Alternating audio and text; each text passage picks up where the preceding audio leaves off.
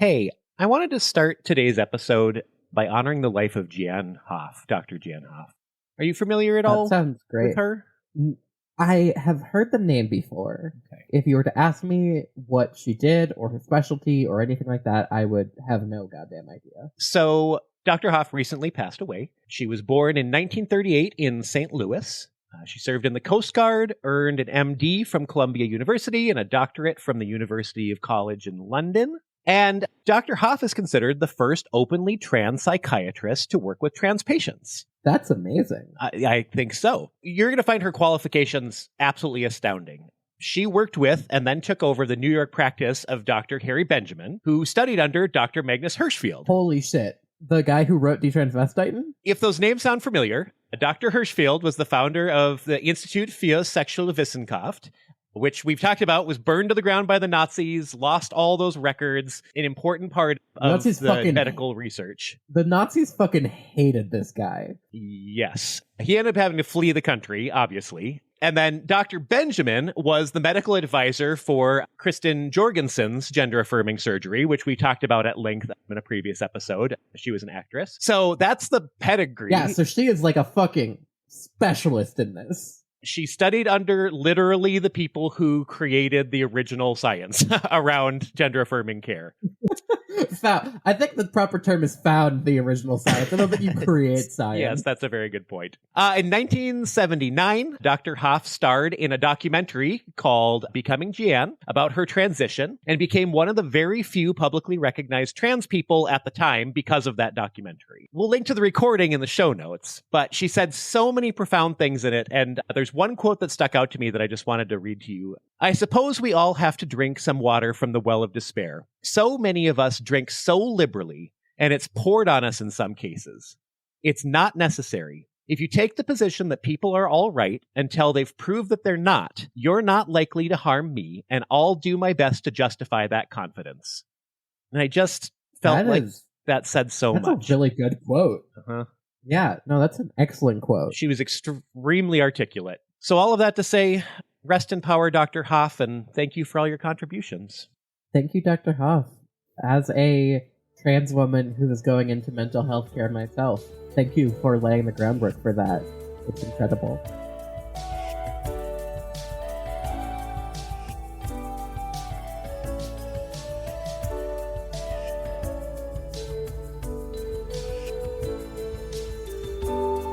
Hi, I'm Anna, a transgender person. And I'm Cam, your dad. And this is The Transgenda, a podcast chronicling my transition. And a cisgender man learning how to support it. So you took over today's topic, and in the notes it just says finding community. So I'm curious to see what a cis person's idea of finding community for trans and queer folks is. You're queer. Yeah. This came to mind because we often, especially at this time of year, talk about found family and community. And I think it's on a lot of people's mind around the holidays. And in particular, we got a listener question that really spurred this for me. And that listener question was, I'm a 70-year-old trans woman who just moved to St. Paul, Minnesota in September. I'm wanting to connect with the trans community here and also figure out where I could help. Any suggestions would be greatly appreciated. And so I just wanted to talk a little bit about how you and I have found our people in the world. And it's funny for you and I to talk about this. I always feel a little funny because it's a lot of the same people for you and I that we have found because it's our Duluth trans and queer community. But you asked me the question, how do I as a cisgender man find, people? And here's my answer. I posted this. I don't know where the quote comes from. I just posted this as a meme the other day. It was a picture of Charizard. And it literally said, when you speak your truth, it will call in an aligned community and kindred spirits like a homing signal for your heart. And that's how I've really felt about finding community in the last few years, is I have become so much more of an authentic person, especially on this journey with you and being a public queer figure. And I'm finding that community is finding me in a lot of ways as I'm starting to get recognized as a safe cis man and somebody that is aligned with the community and believes in the same things. A safe cis man is going to be one of our merch items coming up in the future, just so that y'all know. Yes. I'm in it. I love it. So that's been the thing for me. And then that led to me recently being in Rocky Horror Picture Show, which was a fully queer and trans cast, and making relationships with people there who are now my found family. Which, can I say, you being in Rocky Horror Picture Show was incredible. And also, I have had to bleach my eyes multiple times from the images and things that I have taken from that. Have we talked about this in the show yet? Oh, yeah. So I played Brad, you all, which is probably, it's funny to say, the least dressed person of the entire cast. Half the time I had to walk around with my tidy whities, and I will admit I stuck a packer in there so that people didn't see my actual dick. And I thought it was funnier to have a huge package in there. Like, I was very concerned. I wasn't going to say anything. I was like, man, whatever. Wow, all right. Hey, this is a good moment for our listeners to understand. Cis people, you can bind, you can tuck, you can have a packer, you can have breast forms just to feel euphoric about yourself. You don't need to be trans to feel good about yourself. And that is exemplified by my father having the largest fucking dick in the world when he was playing Brad. That was, oh my God. Out of context, that quote is going to haunt us. My dad having the largest fucking dick in the world. No, I mean, it was so funny because I had to talk to the director a little bit. Our friend Alice is saying, like, it's not that I'm worried about like any shame around the size of my package or any of that, but one of the running gags in the whole thing is that Brad has a giant dick, and they all kind of comment on it. And so I thought it'd be super funny. And everybody was totally on board. It also, again, the main reason for it was I just didn't want my own actual package to fall out of the underwear or flip out, be the thing that everybody was looking at the whole time. It was pretty tight underwear, too. It was extremely tight underwear. Wow, what a tangent. I did not expect to go down. Yeah, what a tangent. I'm glad that you used an actual packer as opposed to an aubergine, which I feel like would have been hilarious, but also very concerning. That would have been really cool. Okay, we totally derailed this conversation. So the point of all that was I found my community with these people. They're now very important, found family in my life, and that was my journey to some new folks I feel safe around. What about you, Anna? Where do you find your people? This is a challenging question because when I think about my journey, I think back to the first time that I came out to you as trans, and you were like, fuck, I have to deal with pronouns now. And then you were like, hey, I should get you in contact with my friend Sean. He is the only trans guy I know, and I bet he would be able to help you. Isn't that... I reflect on that moment a lot and be like, if it was a BIPOC person, I'd be like, hey, I know one more BIPOC person. You guys should be friends. But I knew that Sean was building a safe community, and so that was more the angle for me, and not just, you should be friends with the one trans person I know. It wasn't like you two should be friends. It was like hey, I know that you are struggling to find your identity and struggling to figure out who you are, and this is a person who I trust and feel safe around, and so I think you might too. And I was like, fuck no. Which is very funny to think about, considering that Sean and I are now very close friends and like are co-chairs of this organization. Sean, I know you listen to our podcast. I love you. And also when I was like 12, I was like, fuck no, I'm not talking to this adult person about trans stuff. No, and that makes complete sense. This has been a funny thing about our journey as well. I just want to call out is me forcing upon you people in the world, like whether that was by accident because of my like reputation in the community or like purposely, hey, you need to get to know this person. Thank you for trusting me to guide you to people, even if at the time you're just like, what the hell are you saying to me? I don't understand. Yeah. But no, how I really found a lot of community was actually through the podcast. I had a couple of close friends from high school and stuff who were like close to community and were on the outskirts, but because we were so young, we weren't being invited to bars, we weren't being invited to different activities or anything. There wasn't a Trans Joy Fest when I was growing up. We had to really figure out our own selves and community through the school and through our friendships. And when I started doing the podcast with you, that's when people started reaching out to me and being like, hey, you are now a public trans person. I want to get to know you. That's when Sean invited me to the board. That's when things started to really move and fit into place about this is the community that we are building. It has existed. It will continue to exist. But you are now a part of the people who are building that community. You are being invited into this. And I'm so glad that we are now at a point where people in Duluth especially can come and participate in Trans Joy Fest and be their authentic selves and find this community. So your advice to people is start a podcast and you'll find your community. Yeah, start a podcast. No, what I'm advocating for is keep your eyes open to possibilities and experiences. Coming to Trans Joy Fest, it is finding people who share similar experiences to you. It is support groups. It is everything that we always talk about, how to feel better about yourself, how to find safe people, are the same things about finding community. Community itself is a safe place, and when you participate in community activities, you start to build and find that community yourself. I agree. And so that's where, too, just like you said, keeping your eyes open. If you're in a larger city, there are lots of opportunities to find a website that specifically posts queer community events or LGBTQ-oriented concerts, or the resources are certainly available. And I'm just going to say to our listener, I'll send you some resources for sure, but just know that there's a lot down in the cities to be able to connect with. If you are not in a larger community, which we know many of our listeners are, it can be a little more challenging. And you may have to, what would I say, put some subtle feelers out or find one or two people that you trust to, hey, where do the queers go around here? And if it doesn't exist for you... Or online. Yeah, or yes, definitely online. We talk about that a lot. And that's where you feel you had your community at school in middle school, but you also had quite an online community originally, right? Yes, I did. Yeah, that's where I first really started to come out and find myself as a trans woman, was online.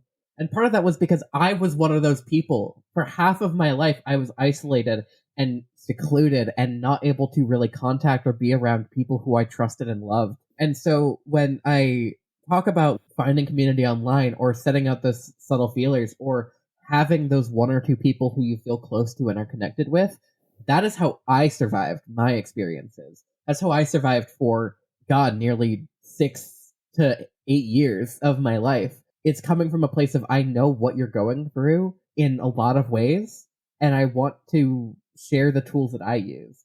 Payday 2 is no longer a super big name in the gaming world, but when I was growing up, it was like video game for those of you that don't game. And Payday 2 was where I was like, I am this person, I'm good at this game, I'm doing this, and that's where I found some community, and then I started building from there. I found Discord, and I found a lot of support from different areas. With the world that we live in now, which is very different from the world that I grew up in, which is weird to say because I am only 22. But things have come a long way in just the last decade. Yeah, with Discord being around and with so many more trans and queer resources out there, you can find communities, you can find servers, you can find people to connect with who have similar experiences to you, who are the community that you are trying to find. And then I think I would add, if you can't find community and you have the energy, build it.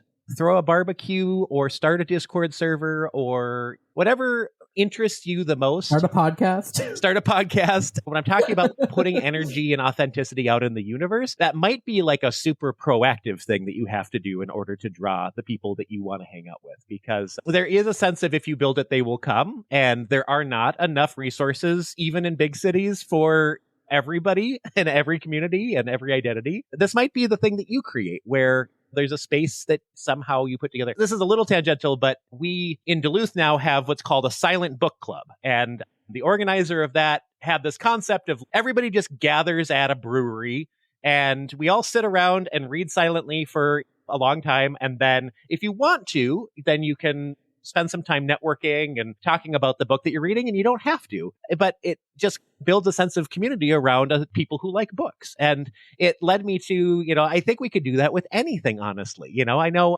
people who have knitting groups and people who have, all these kind of social clubs.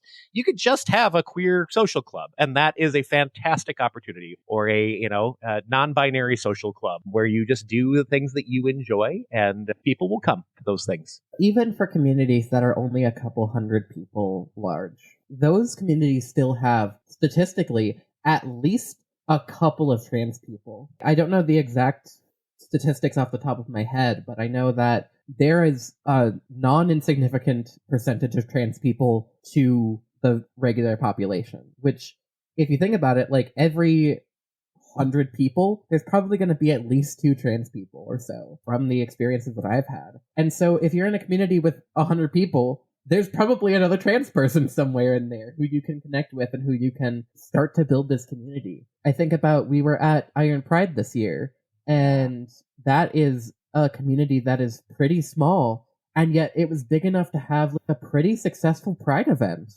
With a lot of trans representation there. And I think we found that at Central Minnesota Pride too, that a lot of these prides didn't necessarily, in these smaller communities, have a lot of trans booths or trans representation. And in the last few years, we're seeing a lot more of that, including Anna and I are out in the community now tabling. So as we always say, come find us at events because we'd love to see our listeners in person. But yeah, I think that's the biggest thing. And hey, if you are running a Pride or starting a Pride and you want us to come and give a podcast there, hit us up. We'd love to. And we'd love to support smaller Prides especially, and we can hopefully draw an audience. We are willing to travel, so send opportunities our way. That goes for speaking gigs and other opportunities too. Anna and I are looking to expand our franchise a little bit, which actually might be a rather good segue into the next topic, if you're ready for that.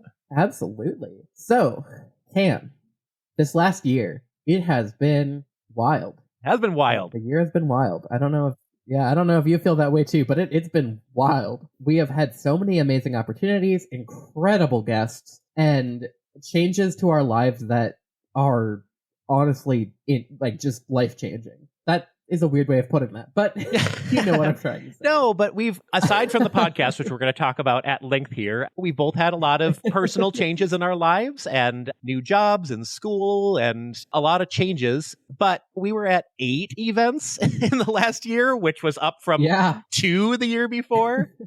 We hosted the keynote for the Minnesota Council of Nonprofits Conference, which was like a huge audience for us. That was like a huge step. Yeah. We have done so many incredible things this year, and it is in massive thanks to all of you, to every single listener. Like, the reason why we get invited to things like the Minnesota Council of Nonprofits keynote is because we have a listenership like you guys. So thank you. So what are the results of all of that? And you'll actually hear this because we'll do a little shout out to them in every episode in season 3, is that we received a significant grant from the P Fund Foundation, which is Minnesota's largest LGBTQ funder. And that allowed Anna to get some new equipment. So if she's sounding a little better today, it's because she has a new mic and some new toys that are helping us produce this podcast. And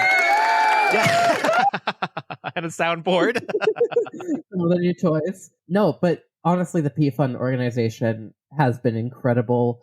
We were able to get enough money to be able to afford a better equipment for both of us and be able to get equipment that we can now more easily take on the road with us and be able to use out in the community with folks. So that is spearheading some changes that we're looking to make for season 3. Nothing extremely drastic. We're still here doing our thing, talking about topics that we love, but we have some ideas of what we'd like the next season to look like. I think the biggest of these ideas is Cam and I are hoping to get into a lot more video content. I know you guys love to see our beautiful faces. And hopefully, with the new equipment that we have and some more time that we have been able to allocate to the podcast and our brand here, we want to create more videos for you. We want to start producing content that you can sit and watch and follow along with us. It's also one of the few avenues doing this kind of content creation that we can actually monetize. We've pointed out before, but we're dependent on our patrons and basically zero ad revenue that we are able to generate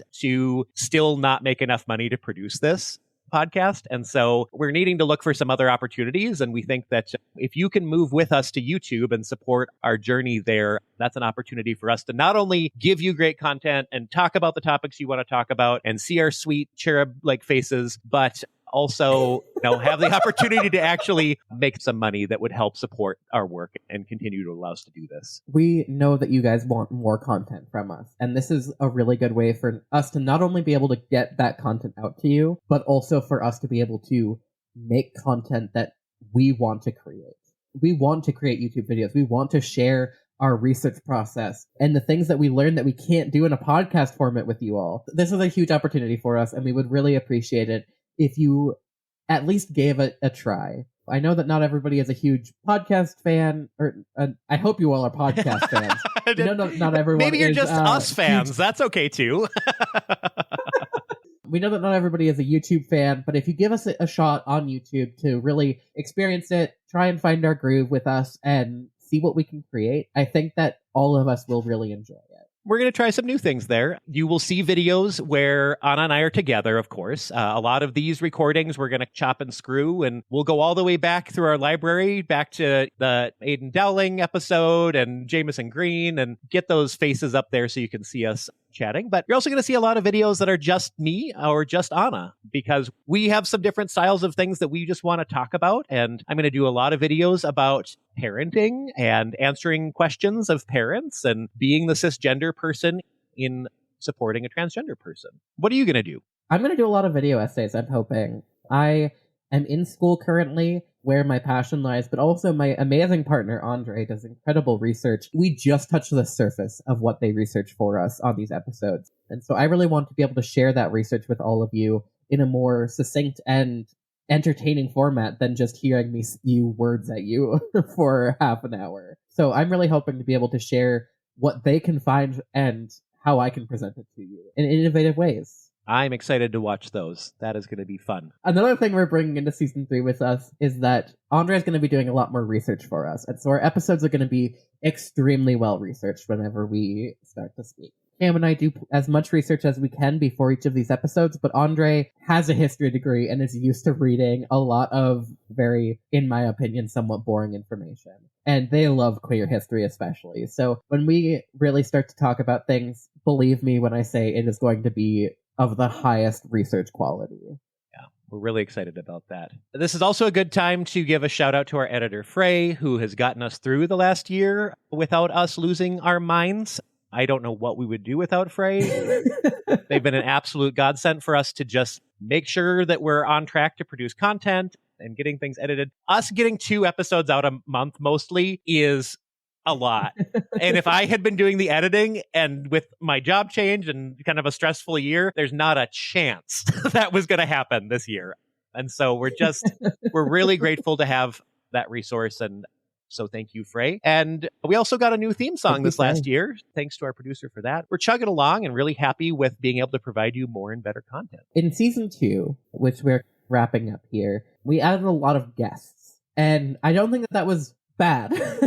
No. But I know that a lot of you really like to listen to us for just Cam and I and our dynamic. And so in season 3, we're not going to ditch guests entirely because guests are really important, especially when we're talking about things that neither Cam or I are experts in. But we are hopefully going to do more episodes that are just Cam and I and just chatting about issues that we really want to talk about. We are worried every time that we've exhausted the vast amount of trans and queer content that we can, but every time we find something new to talk about. Don't worry about the 2 of us, and look forward to having us talk more about our dynamic and talk about passionate and interesting topics. And broadening, again, beyond trans topics. We've already done that in season 2. In season 3, we're going to continue to look at global trans issues, but also queer community issues. What's impacting the LGBTQ identity? We'll be talking about all of these kinds of issues in a way that focuses on all kinds of different identities and how all these things come together. And we're really excited to be able to do that. And again, to do that with a lot more resource behind us and at a higher quality, which is going to be really fun.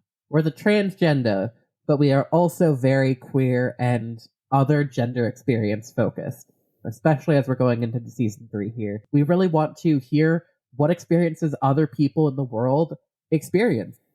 We talk about trans issues a lot, but one of our guests, Alina Boyden, wrote about the Hijra experience, and we want to learn more about other gender experiences from people who may not identify as trans. Be aware of that too, and if you have stories that don't align with, oh, I'm not trans, but I experience gender in this weird way, send us that as well, because I'd love to hear that. So, what I think we're really trying to say here is season 2 was excellent, and life has changed a lot for us. But in season 3, we're really hoping that we are finding our stride finally, 3 seasons in, hopefully, and that we will be able to bring you the highest quality content and the best that we can provide. Yay! I didn't bring in a gender euphoria, and neither did you. Do you have a gender euphoria? I do. As you may know, I had surgery not that long ago. It was about a month ago now. It was like half of what we talked about in our last episode, so if you didn't listen to that one, you might not know that. And let me tell y'all, it is wild. I finally was able to take off all of my compression garments and actually start wearing like comfortable clothing again. And holy shit, I feel so much different. And not only different, but so much better. I feel more like myself. I feel like my body actually conforms to the shape that I want it to. And things are just going well for me in the tits department. Yay! Which is not an departmental store thing. I wish it was, but no. The tits department at JCPenney's is good. Yeah. I'm so glad that we had a chance to go through this, and thank you for supporting me and everything. Yeah, you got a lot of nice notes from folks and our listeners who loved hearing those stories of all of your gender-affirming surgery. It's been so important for you to share those processes, and you're healthy and safe, and it wasn't without complications here and there, but overall, you had a really good experience, it seems. Yep, yeah. To anybody who is thinking about you getting top surgery from Mayo, I cannot recommend my doctor, Dr. Tran, enough. He was energetic, excited, and just an excellent guy to work with. If you are in Minnesota or looking at Mayo for surgery, Dr. Tran is the guy to go to. We have a new way to support the show that we want to share with you all. You can now purchase a shout-out. So check out our website, transgenderpod.com. Click the shout-out button and find out how to promote your business, hype up a friend, or anything else you'd like to share with our listeners, as long as it's appropriate. Yes, conditions do apply, but we'd love to see what you have to say to your friends about your business and whatever. This week's shout-out is from Luna, who, can I just say, longtime friend of the show, is a very active participant in our Discord server, just an excellent human being. Luna says, "Hey everyone, just wanted to quickly give a shout out to Ace, Morgan Rose, and Percy for continually supporting me through my trans journey." We love Luna. Yeah, we love Luna, and Ace, Morgan Rose, and Percy, thank you for being so supportive of an amazing listener of ours. If you have questions about transitioning or supporting someone who is transitioning and you'd like us to talk about it on the show, please shoot an email to questions@transgenderpod.com. Click the chat with us button on our website, DM us on social media. And if you'd like to support the show, you can become a patron on our Patreon. A special thank you this week to Rain, one of our longest and most generous supporters. We appreciate you so much. And be sure to check out our episode description for links to resources on today's topics. I'll be posting Dr. Hoff's Becoming Jeanne. And of course, as always, we post all of our research and everything in the description. So go check it out if you want to know what we found about for this episode. Thanks for listening. I've been Cam. I've been Anna. And this has been The Transgender. Season 2! Woo! Love you all, except the bigots.